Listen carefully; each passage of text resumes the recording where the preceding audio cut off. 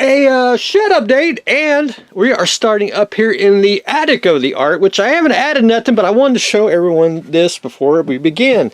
Last time I did one of these, I showed everyone the Monogram model book by Thomas Graham. Well, the history of it. Well, anyway, I was flipping through here, and this one thing that caught my mind, if I can find it, there, right there. Life magazine. It says March 23rd, 1942.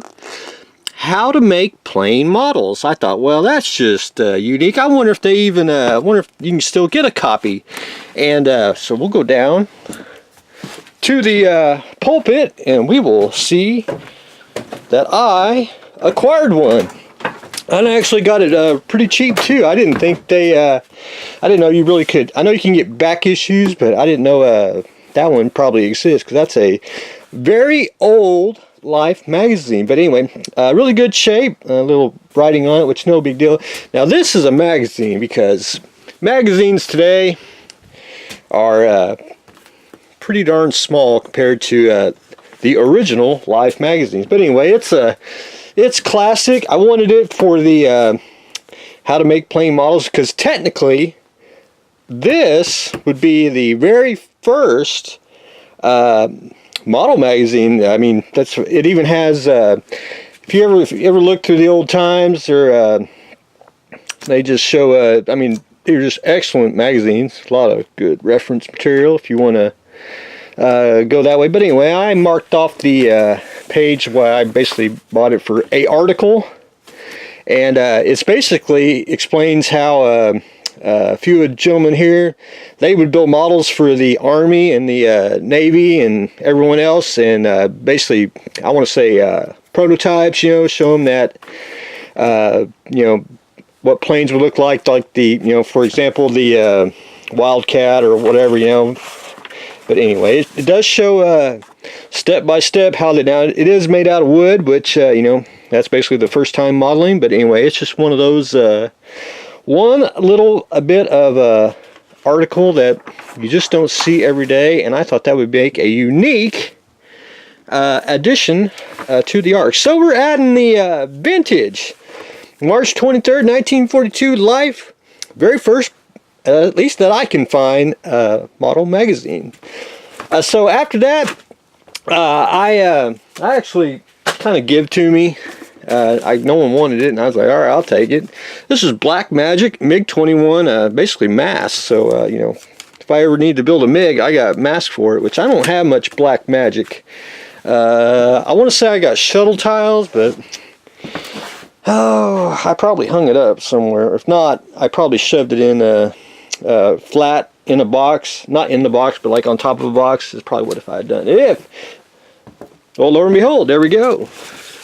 And they're Black Magic, so I knew what I was talking about, and I remembered that I did have it. But anyway, someday I may use it, may not, who knows. Adding the Black Magic MiG-21 mask to the ARC, and I was actually had to get a new mattress and bed, and I have model stuff underneath there.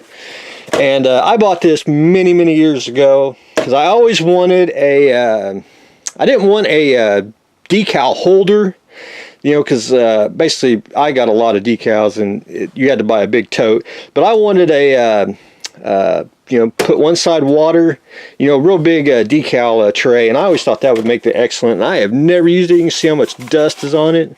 So I thought, well, I am just going to take it to the ARC itself, and we're just going to make it a collectible piece. Of course, you know, Pro Modeler, you know, back in the day, you know, anything with Pro Modeler on it was, you know, you jacked up the price, you know, $5 more. But anyway, it's one of those, I had good intentions of what I wanted to do, and it never did happen, so I'm just going to keep it for a little unique little piece of history. So we're adding the decal tray to the ARC. Up next, DaVinci. Well, first off, he's got a whole line of kits. He got 1, 2, 3, 4, 5, 6, 7, 8 kits. I got the tank, which the tank's up there in the tank section, which I probably should put it at the DaVinci section. But anyway, I want to probably leave that up there. But anyway, I got the clock, and the clock's pretty much assembled, which I don't care. I mean, it's you know, I got it for a very good bargain, because there's a consignment store here in town, and then they have lovely ladies that work there, and they know me that I like to toys and models, and they like to you know, give me a little hard time on that. But anyway, they had that, and I was like, ooh, so I'll buy that. And not a bad kit. DaVinci wise, I got the tank, and I got the old AMT DaVinci, what is it, movable crane. I like to have some more of the AMT ones, which, but I'll take the Academy ones as well. So, you know, I really don't hunt for them. You know, if I find them, I find them. You know, the only one I ever hunted for was the tank. That was top priority. But anyway, it's one of those unique models. You know, personally, when I got into modeling, you know, I wouldn't really care for it. But the more I get older, the more I like stuff like this, rather than, you know, standard starships and spaceships. But anyway, that's just me. And last but not least, something of antiques. This was actually pretty cheap, and I about fell over when I saw it, because you don't see them often. These are the old Snapperoos. They're old Aurora kits. You actually get 4 little models. If I can do this. And basically they're like cereal models, like you'd get in a cereal box, you know, something cool. But anyway, you get 4 kits, and there's actually 12 boxes of these. One you get like, what's that, historical transportation. I think you get like NASA spaceships, airplanes, ships, and cars, and you name it. But anyway, that box is pretty decent shape. One thing about the history of this I did not know is this is basically, and I want to go out on a limb, and I have to go look at the book here.